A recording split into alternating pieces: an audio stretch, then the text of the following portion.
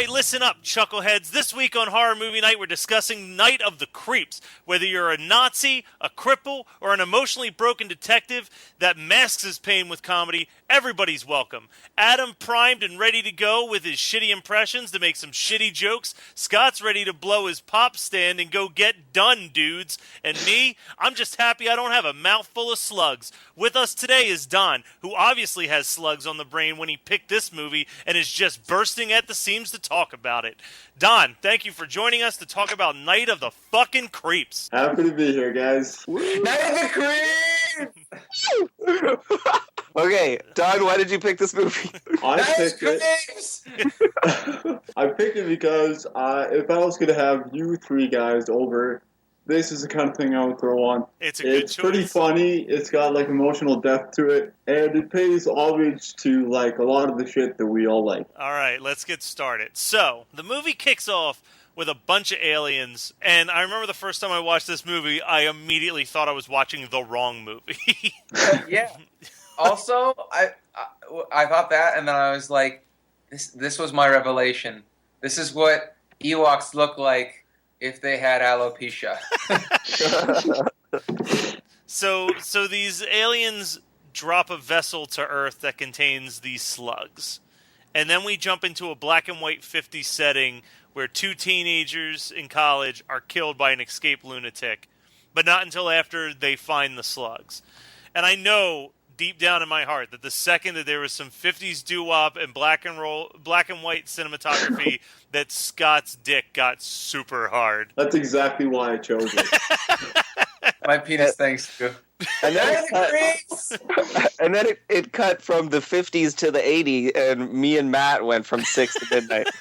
So we jump into the 80s, and this is where we meet JC, who is a kid with crutches, and Chris, who's our hero. And it's been a long time since I watched this movie, and for some reason, I always remembered JC as being like this obnoxious kid, kind of like Evil Ed is in Fright Night. But he's actually kind of awesome. Like, he has the best lines in the movie. Yeah, and he's like the greatest wingman ever. Yeah. He is. He's an amazing wingman. Can I admit something to you guys? Sure. I didn't notice that he had crutches for like the first 15 minutes of the movie. How the fuck?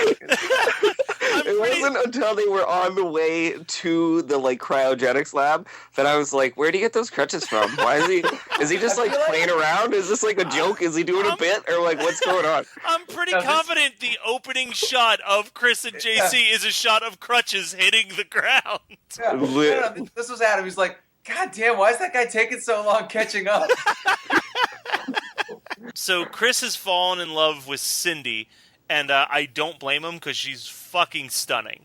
And he follows her into a frat party, and for Chris and JC to get closer to Cindy, they decide to pledge to be betas. Foolproof plan. Bulletproof. So they were both a couple of betas before they ever...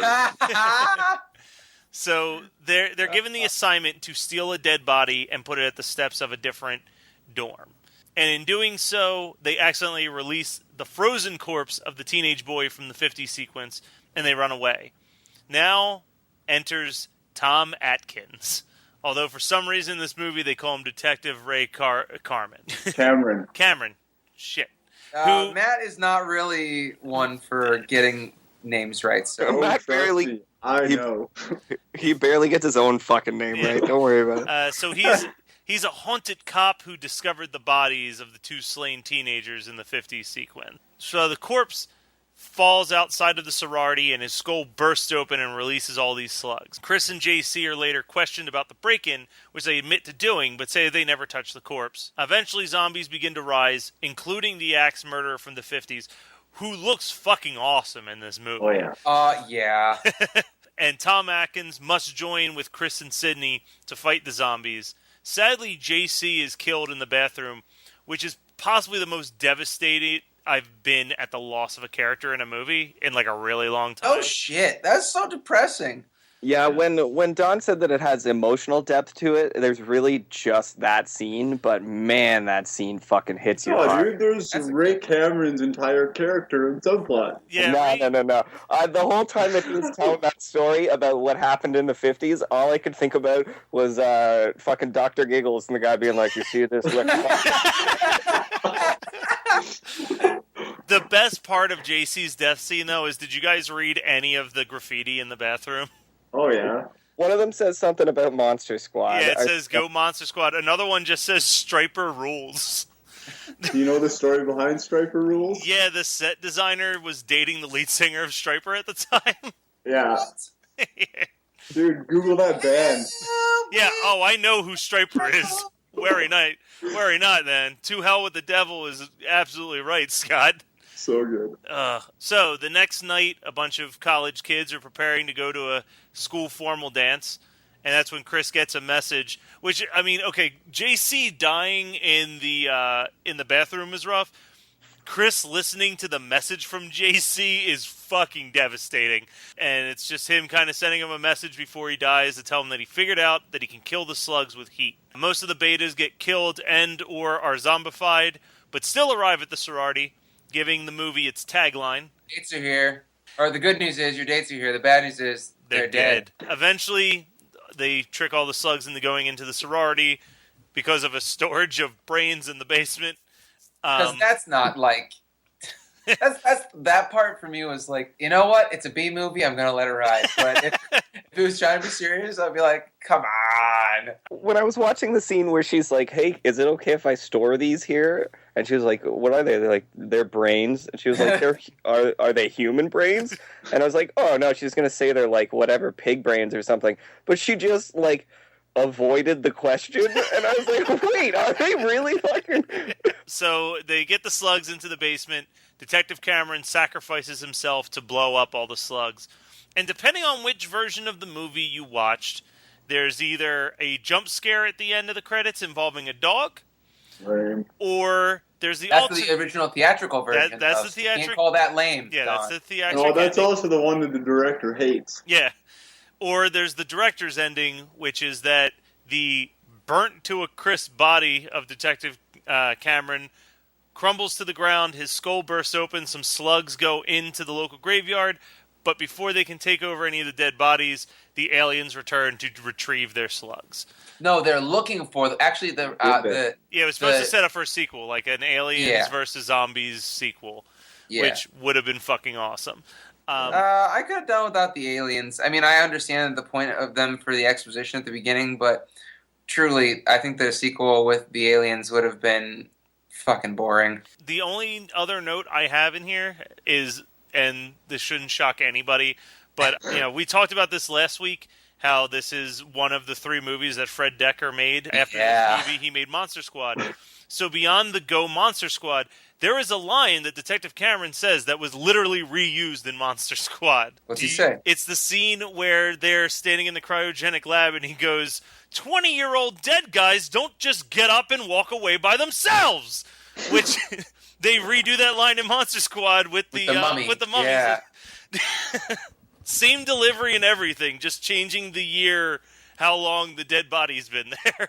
I'd like to point out another awesome line that happens in that scene. Are you going to take care of this, or am I going to have to play Poo Patrol with your nightstick? He has got some wicked one-liners in this movie. Yeah, but if he had said "thrill me" one more time, I think I would have fucking pulled my own eyes out. You're not going to answer the phone with that now? Well, I already did. That's why I'm angry. Is because he stole my line. So I know that I love this movie. I don't think I love it more than Monster Squad, but that's got a whole lot more to do with growing up on Monster Squad. And not also, Monster Squad is pretty untouchable. Like,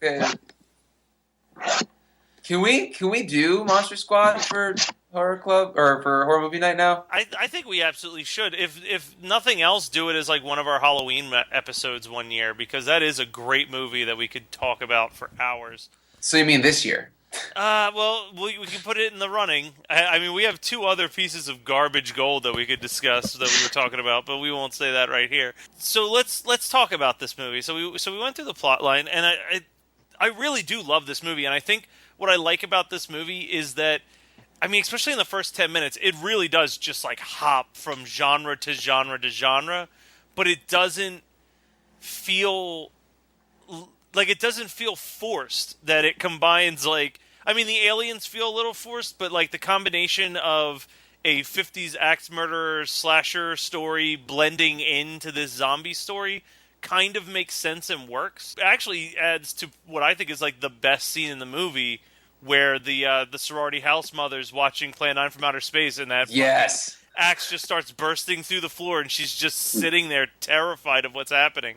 I was like, how are you falling asleep? Your shoes are on. That was like the most important thing for me in that scene. You've never fallen asleep with shoes on? Not nice shoes like that. Those are so uncomfortable. He doesn't drink too much. Oh, Yeah. is she drinking? Okay. Well, she has to, den mother for a sorority, so yeah, I think she's probably drinking. Yeah, she has to den mother it up, and she seems to be captivated by Plan 9 from Outer Space. Yeah, if it wasn't alcohol, it was definitely prescription medication. I don't know. I think the people that made this movie 110% either one way or the other knew exactly what they were doing or had no fucking idea what they were doing. But either way, it turned out amazing. Like, they either went into this being like, it's going to be a little bit of everything, we're just not going to give a shit. Halfway through, Axe Guy's going to come back for no discernible fucking reason. It was either intentional or they started writing the script and just bumbled their way into every amazing scene, like, along the way. They're like, okay. It must be that. It has to be that, because this movie could be such a shit show otherwise. It's just a happy accident. But I don't know, because if you look at the movie that Fred Decker wrote before this, because this was his second writing job but first directing job. RoboCop? And Monster Squad. No. RoboCop was the last thing he did. He wrote House with William Catt, which also, like House, the Vietnam... Yeah, the Ding Dong You're Dead. And he wrote and directed Monster Squad, so it seems like he enjoys doing these movies where there's like 2 or 3 different things that shouldn't connect together. Like, House isn't a huge success, but like, credit to him for being like, I'm going to make a haunted house movie, but I'm also going to make it about like a dude dealing with his memories of Vietnam. Like, it shouldn't have both of those things going at the same time, but he tries to force it to work. And Monster Squad's got this weird, like, hey, we're going to do a movie that pays tribute to, like, Abbott and Costello meet Frankenstein, but also it's going to be like a Little Rascals movie. Like, he loves to meld these things. So I think he went into this with every intention of, like, I want to blend a modern 80s zombie film with a 50s urban legend of the axe murderer getting the teenagers and see if I can make it work. I was a little confused with that. I don't know if I mentioned this, but it was my first time watching it. So excited. It was such a good flick. A great pick, for sure. But I was just a little confused by the way that the axe murderer was presented. I thought that he was the original creep. So... I don't know. I understand that now, but I'm just a little... Yeah. The slug got the boyfriend, and I think he may have got the girl too, but the slug definitely got the boyfriend. The axe murderer killed the girl. Detective Ray shows up, kills the axe murderer because he used to date the girl, decides that he's not even going to report the dead body and just bury it. So when the slugs come back and they burrow underground, they find the dead body. No. Yeah. I got that part. That's fine. But who did they ever explain who was the original creep? Like, I feel like I just missed that part. It was the boyfriend. The boyfriend. He definitely was. Oh, the boyfriend like somehow got away and got eaten or got turned into the first creep, and then while he's gone, the girlfriend gets turned into or gets killed by the maniac. Is that right? Yes. The boyfriend found that pod, right, and then it jumped into his mouth. So right at that point, he became the first creep. Okay, sorry. I don't know. But if you look back to the spaceship too, right, the guy, like the little alien guy who sent the pod to Earth, he had glazed eyes too, so he was infected as well. You know what? This isn't even the most convoluted part of this plot. So I do have this question, because I've always... I love James Gunn, and I love the movie Slither, but I do not believe for one damn second how many times James Gunn says he never heard of or had seen Night of the Creeps before he wrote Slither. Oh, shit. That's absolutely. He's like, nope, never saw it. It wasn't until I had finished making Slither that someone was like, hey, did you know you ripped off Night of the Creeps? Like, He's such a great troll. You can't get mad. I'm like, he's just so fun. Can we talk about PG porn eventually? Because I would. Yeah, we can always. There's always time for PG porn. There's always room for PG porn. Even though it kind of slows down your computer and fucks up everybody's night. That wasn't PG porn there, buddy. So, Don, let's go with you for a second. What are some of your favorite moments from this movie? Oh, there's so many. I just wanted to mention, like, how you guys were saying it might not be intentional. Yeah. One reason I think it's intentional is because he supervised the script. Decker did. And also, did you guys realize, or recognize the names of all the characters? Yeah, they're all the last names of different horror filmmakers. Yeah, there's Hooper, Carpenter, Romero, so many. So that's why I think it's totally intentional. I think there's even a Craven in there, R.I.P. Is there? I think so, maybe. Hopefully. Craven would have been at least moderately popular at this point. There's 5 movies that do that, though, isn't there? Yeah. I don't know who the originator was. I don't know, Don, but you're going to have your hands full annotating this entire discussion of ours. For once, you're helping. Oh, I didn't even fucking read. I should be jotting these down right now. Yeah, you're gonna have a long ass fucking list on this one, and you've got no one to blame but yourself, Don. So, I'm sorry. So if we don't have anything else really to discuss, do we want to dive into Adam's notes? Because God knows he has plenty. Yep, yes. I do have notes tonight.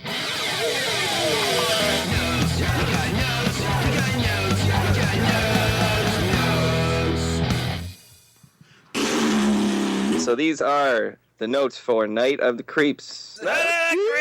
So this opening intro font moved a little too fast for me, but I think it said the night we made crepes. I think that's what it said.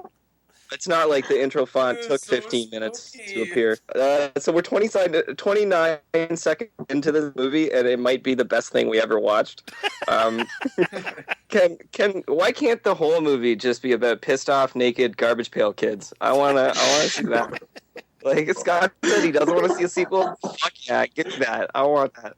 You guys are such gomers sometimes. Gomers. Are you sure? That's such a Canadian thing to say. I don't know. No, come on, that was a 50s thing. It was for Gomer Pyle from whatever show that was. I only know it from Simpsons references. God damn it, Johnny. The woman wants you to go back to the point and fondle her breasts. What the fuck? Also, speaking of points, does this movie have one? Because it's all over the fucking place. I have no idea what's going on. So, apparently this frat house has 3 rooms. There's the fancy dance club room, there's a biker bar, and there's, a literal heroin den. One of the rooms, it's got trophies and stuff all over it, but there's just gross looking people and gross looking lighting with gross looking furniture, and I'm like, oh, this is the room where everybody moves away from the rest of the party. Chris up until this point has been a total fucking whiner, and that scene where JC rips him a new asshole is pretty amazing, even though he flubbed every single one of his lines in that scene. And there's no time for second takes. No, apparently not on this movie. So we meet the detective, and he has that dream, and in his dream he's the same age as he was in this present time. And I thought for a second the movie was trying to tell me that this guy hadn't aged in 27 years. But he's actually Doctor Who. He is a Time Lord. Yeah, it's wibbly wobbly stuff, I don't know what are frats and sororities? Do these exist in real life? Yeah. Yes, I went to college. They do exist. Not in Canada. Assholes. They're not in Canada? Oh, you guys are lucky. Canada just got another. Yeah, it's where a bunch of stuck-up girls and a bunch of douchey jockey guys spend their college career. Yeah. Listen, so basically... Wait, hold on a second. Can we pause for... We have discussed Revenge of the Nerds on how many episodes, and... Not as many as Rape Squad. and Adam is just now being like, wait, are frets real? No. I understand that they're real, but I'm having a hard time. I have a lot of questions about this. Do you pay rent to live in a frat house? No, I don't think so. You're asking 2 people who definitely were never invited into a frat house. Wait, Matt, were you not Beta Gamma Pi? Were you not all state? I wasn't even a tri-lam. Are you guys? Can you like live with girls in these? Sorry, Scooter. That went out in the 50s. We no longer swill sherry and screw goats for fun. Please tell me you know what that reference is. What the? I want to know who's doing construction on the other hand. No, I think Don is actually a robot and just had to reconfigure. I just had to reboot that again. Earlier it sounded like Calibrating humans. Earlier it sounded like somebody was whittling a piece of wood on the other end. I don't know if that was you That too. was actually me doing my best Pinocchio masturbating sound. I literally got up and closed the curtains. Don't look at me! I'm fucking sorry, alright? It's alright. I've been on a houseboat before. Those curtains are loud as fuck. I get it. You do live on a houseboat, right? Anyways, on to the next note. So the guy comes back to the sorority house where he was 27 years ago, and he somehow gets to the second story and gets to that chick's window, and two, the way that it was cut, it showed him standing on the balcony, and then a bunch of the slugs falling through the grates of the balcony. And I had never seen this before either, Scott, so I didn't know that their heads burst, and that's where the slugs came from. So I thought he was shitting out slugs. Why weren't they? Do you know how good this movie would have been if they shat them out of their asses? You're infected. I promise you, if late 80s, early 90s Peter Jackson made this movie, they would have been shitting out the slugs. So anyways, the cops then show up. They are looking through the crime scene and all that stuff. There's one cop that says the line, "Stay back, girls. You don't want to see this." Now, this is after they've completed literally every step of finishing up this crime scene, up until the point of zipping up the body bag, and every one of these girls has seen everything that happened, and then after they zip up the body bags, he goes, "You should maybe look away." He's like, "I want to see this." It's a little late for that. A little late. Everyone claps when she flips off the Aryan frat boy. That was a little weird. Is that where the internet stereotype of Americans clapping at everything came from? I forgot about that scene, and then when that happened, I'm like, oof. Like, you know what worked better for that type of scene? In Monster Squad. when Guys, stop being chicken shit! No. When what's his face? When Rudy makes EJ eat the candy bar off the ground, and all the kids like go ew, and then start clapping. No. Sorry, that's she's all that. Sorry. But you know what I mean? Like that makes sense because EJ's a dick. Also, like everyone, why is fat kids so fat? God, man, that movie's so good. Why are we not just talking about that movie this whole time? We get it. It's his magnum opus behind RoboCop 3. How's that going over there, by the way? 53 minutes in. God, it's so hard to watch. So hard to not watch. I've been playing it in the background on mute while we've been recording.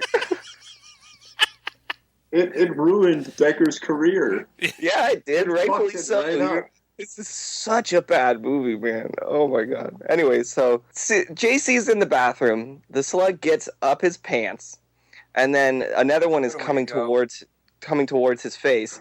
But we cut away, so it's safe to assume. I mean, it's not. I'm just gonna assume that he got slugged via his butt. It is a bathroom. When the girl having visions of people's heads exploding with slugs asks you to formal, you just fucking roll with it. You can't say no.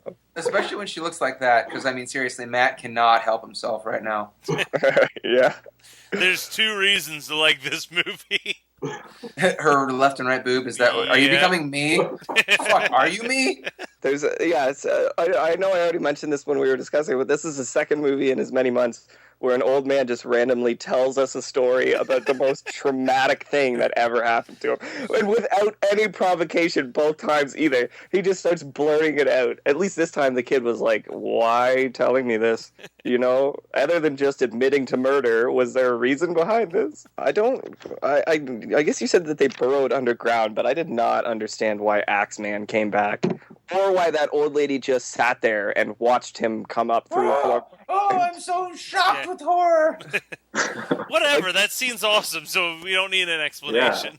That adds it adds grounding to the theory that she was high on prescription meds, because one, who sober watches Plan 9 from Outer Space, and two, when a fucking skeleton man with an axe comes up through your floorboard, who just sits there staring at it? Or at the very least, who sober watches Plan 9 from Outer Space by themselves? With their fancy shoes on.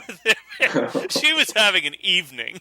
She By the probably way, cooked herself a real nice dinner, popped in her favorite video. Hey, so one thing that this movie kind of confuses me, another thing that confuses me about this film is the fact that I'm okay with the dog dying and then becoming like an antagonist, because you know how much it fucking bothers me in like The Conjuring and every family haunted house movie where the dog bites it first, and it's just like to get people to care about the family. I'm like, no, make the dog live forever. Like that's. Is it because a cat also ate it? Yeah, well, no. I mean, fuck cats; they're annoying. But no, that dog was like, he was real cute, and I didn't have to watch him get turned. And then he got to just cause mayhem, and I was like, this guy's all right by me. I don't know. Dude, have you seen High Tension? Yeah, I don't remember a dog in it all. Though I do remember the killer in the first 10 minutes giving himself a blowjob with a severed head. It's the most brutal dog death in any movie. That's probably why I've blocked it from my mind. Yeah. Okay, so all of the music in this movie was recorded with a portable keyboard whose batteries were dying. Because like, especially that opening part where he sees Cindy for the first time and he's like looking at her across the room. The keyboard was like, claw, claw, claw, claw, like just barely alive. It was too good. At this point, I'm super bummed out that JC is dead. That was a hard hit to take. I wasn't happy about that. But then we get to see Brad's death scene, which is fucking amazing. I saw it happen the one time where like he does the headshot, the head splits open, and then he like spews fire in there with the flamethrower, and I was like, I actually laughed out loud. That was so fucking good. And then they do it 50 more times, and I was like, this is fucking awesome! But other than that special effect, it's just your average everybody dies montage. And then we get to the end, and I think let's that... just be real here. Chick was super cute with the pack on her back. Yeah, she was. That was when she looked the best in the movie, I think.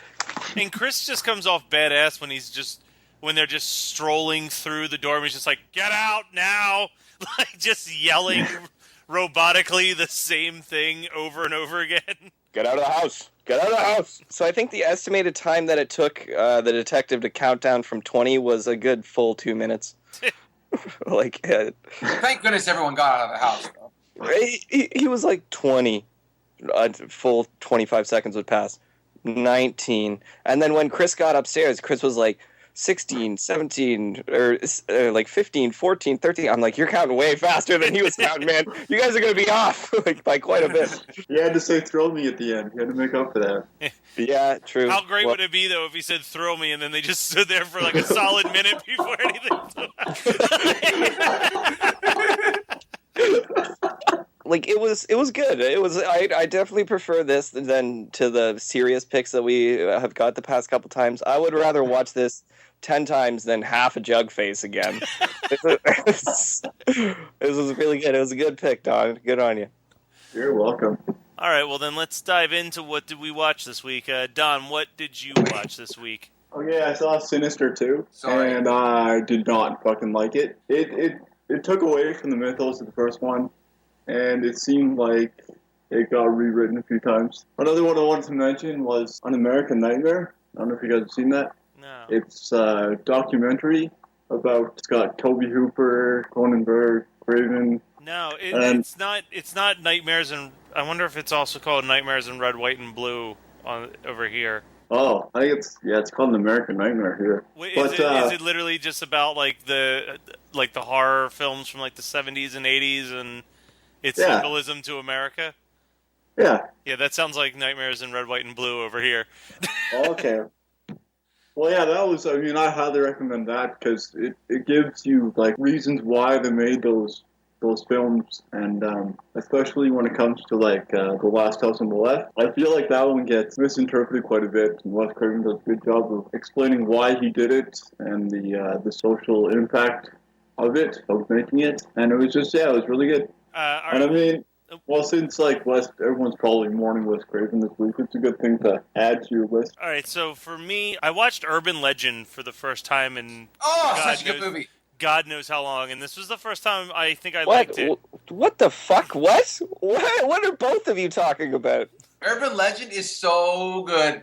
Danielle Harris as a goth chick who gets railed. Like, wow. I just impressed myself with how much I just went back in time 1 year.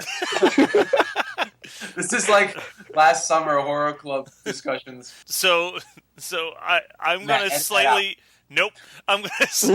agree with Adam here. Not that I disliked it. I enjoyed it more than I ever enjoyed it before because I used to really hate Urban Legends, but. Holy shit, like the second, like the last third of this movie where they reveal who the killer is really fucking slows the whole movie down That's my fucking problem with it. It doesn't understand basic physics. It doesn't understand that if one person's size and body weight is not proportionate to another person's size and body weight.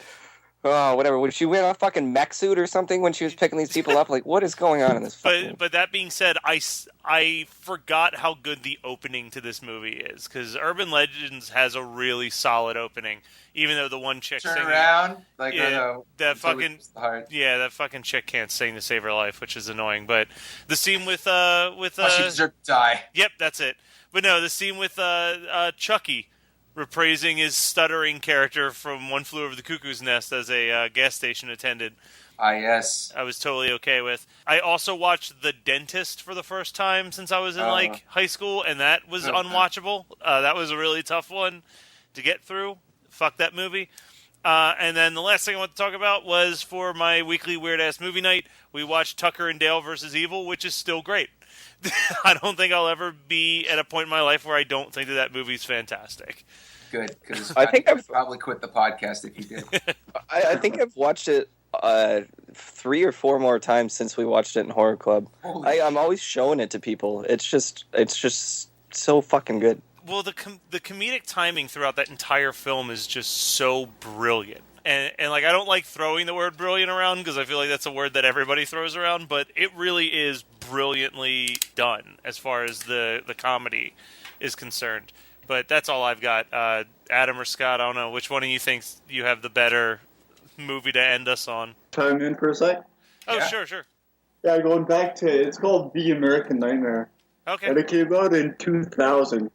Oh, okay. The one you're talking about that is not the one I'm thinking of. The one I'm thinking of came out a long time ago, recently. Don, I would tell you that we've moved past that part of the discussion, but I think I heard you loading a rifle on your end of the call a minute ago, so you just keep talking about whatever you want, buddy. That's all right. Just want to clear it up, is all, You go. Well, I watched an hour of RoboCop 3. I'm probably not going to watch it. Well, no, I lied. I'm going to skip to the very end of the movie, because that shit's fucking funny no matter what. Really just so much bad stuff in this movie. Murphy's partner, his female partner, I totally forgot, but she dies within like the first 10 minutes of the movie, and it was because she didn't want to be in the movie. She was like contractually obligated to do it, and she was like, nope, this script shit, just kill me like right off. There's a 7-year-old who can hack computers and robots. There's Japanese cyborgs and fucking... Ugh, it's just so bad. It's really bad. Also, I watched Blade the other week, but I forgot to bring it up when we recorded. The first half of that movie's pretty sweet. The blood rave. I love the blood rave. Yeah, like that shit's sweet. When he like keeps chopping the dude's arm off, that's cool. When it gets into the end where it's like they're doing the like ritual to bring back the blood demon and stuff, it just... Also, those special effects have not aged well. No, I mean, look, if Big Trouble in Little China can do an exploding, expanding person, then fucking Blade, come on. But yeah, that's about all. Oh, I reread Garth Ennis' The Boys. It was a lot easier to read on the second time through. I don't remember if you guys remember when I if you guys remember when I was telling you about how I was reading it the first time, but it like emotionally crippled me the first time that I read it. So are you now emotionally a quadriplegic? So No, monkey shines? Yep, I'm telepathically. You're slime. You're Scum. I think I only ever got through like 2 trades, and I was just like, this is too much. Like You're talking to the guy who likes Crossed, though. Yeah. I actually, as soon as I started reading that, I like finished it. And I was like, hey, I should read Crossed again. All right, fair enough. All right, so Scott, take us out. What did you watch this week? I only have one film to talk about this week. Killer Workout. Holy shit! If you need to masturbate. I don't need to. I choose to. But continue. Yeah, continue. I'm interested. It's not like I'm letting out pressure or anything. Oh my god, Killer Workout. So, Killer Workout is also known as Aerobicide and Death Spa. And each title has its own, it had its own release for some reason. Oh, you watched Death Spa! Yeah, I know of Death Spa. It's all the same thing. Yeah, it's the same movie. Well, no, but They when had you were referring to different Killer Workout, I had no clue what the fuck you were talking about, but I know of Death Spa. I still haven't seen it, but I'm aware of Death Spa. Here's the thing. Okay, go ahead.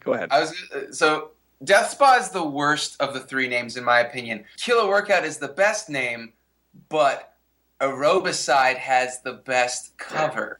Okay. It's just fucking, it's boobs. Is that all it is?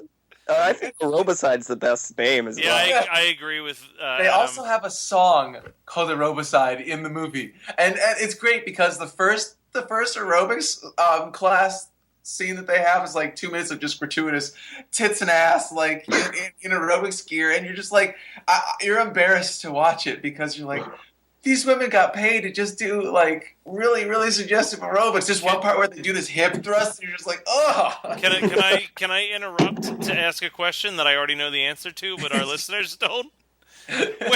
Where did you decide to watch Killer Workout, Scott? On my laptop, like. Were you at home? Yes, I was. Oh no, I forgot. I started watching it at work at my desk. Man, if you think your wife catches you like watching shit and that's inappropriate, imagine your boss coming in and seeing fucking Aerobicide. Oh god, so Aerobicide. So I'm watching it, and there's a kill, and there's tits, and I'm like, oh, and so I Is that the sound of you coming at this? no, it's the sound of me like really quickly putting a Chrome window like over the screen for a second. So I was like, okay, she's in the tanning booth. She's gonna die. Like you won't see anything. So we were good. So I got past that and I was okay. And then we got to the first aerobics montage, and I'm like, yeah, I can't watch this at work. Did you think? I don't understand why you thought a movie called Killer Workout wouldn't have questionable nudity in it. And then you looked up the covers for it, and one of them was just a big old pair of tits. And you're like, yeah, I'll watch that at work. That's okay. Listen, no, I didn't know about the covers until I was looking at them like that night on my phone. Okay. So like I was safe there, but I thought that it was just going to be girls in aerobics outfits. And, I mean, given the part that I shut off, they actually are just in aerobics outfits. But, yeah, they're just really suggestive dances. It's funny because I think I was talking to you guys, or maybe Megan, I can't remember, because I did tell her, too. And she was like, well, what are you doing with your life? I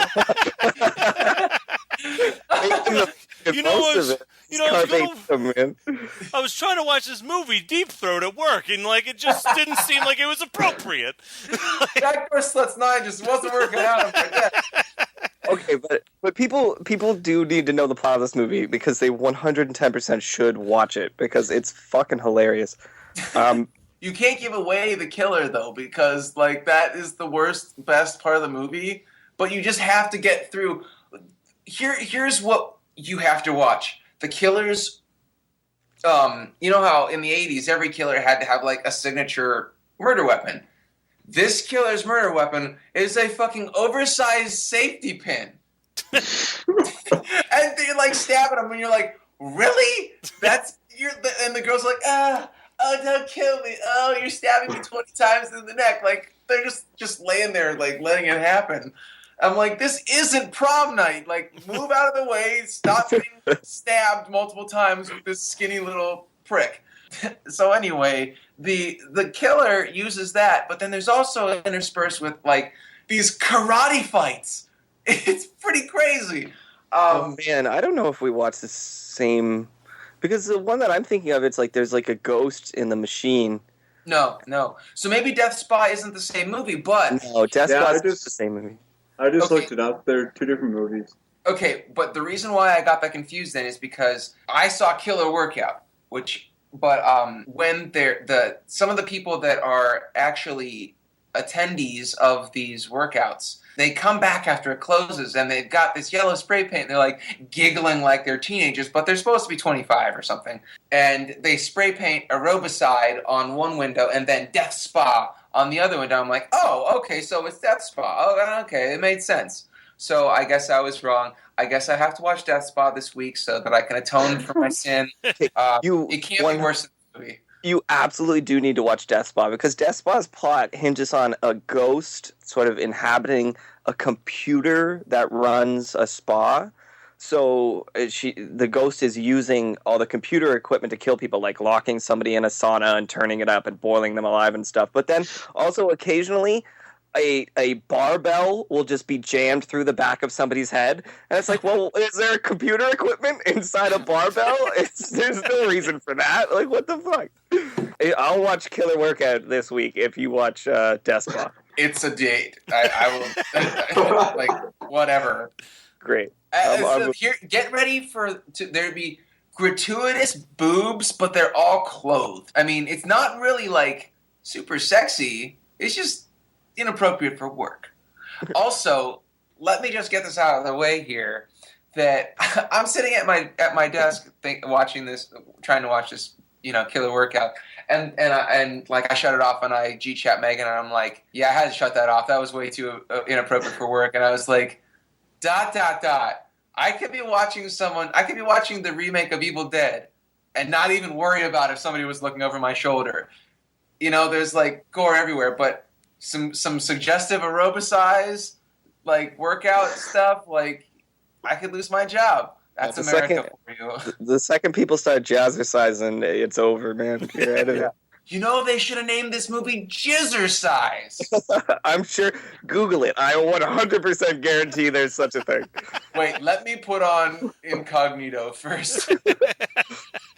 Well, that was Night of the Creeps. Big thanks to Don for picking that one.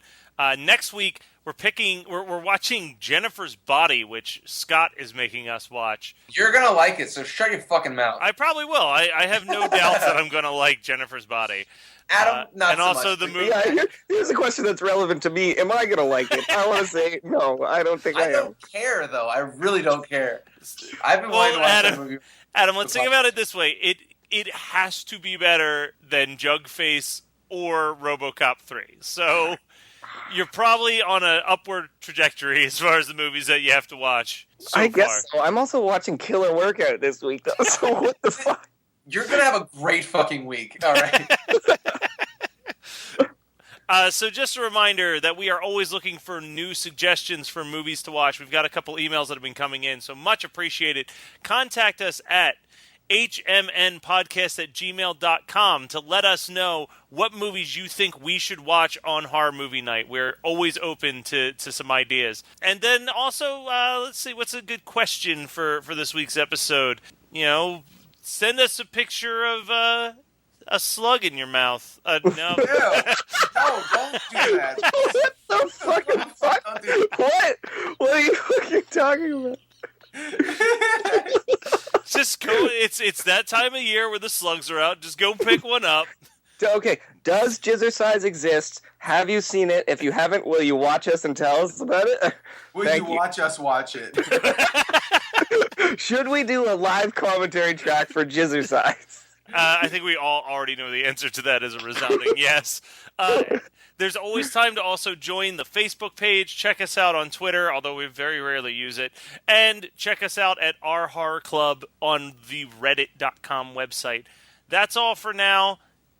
Don't forget to check in next week when we're talking about Jennifer's body.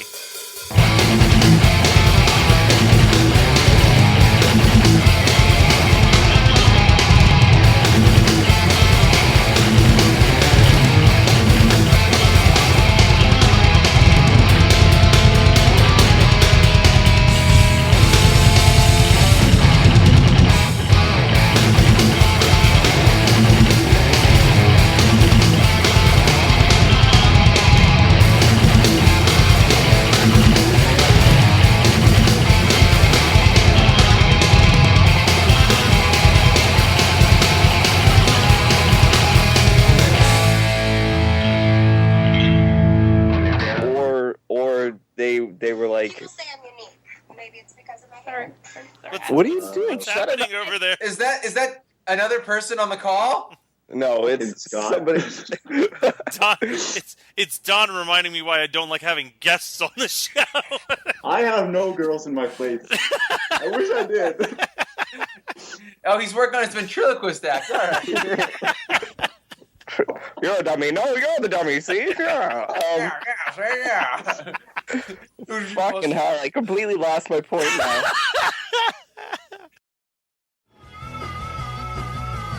You're listening to the Geekscape Network.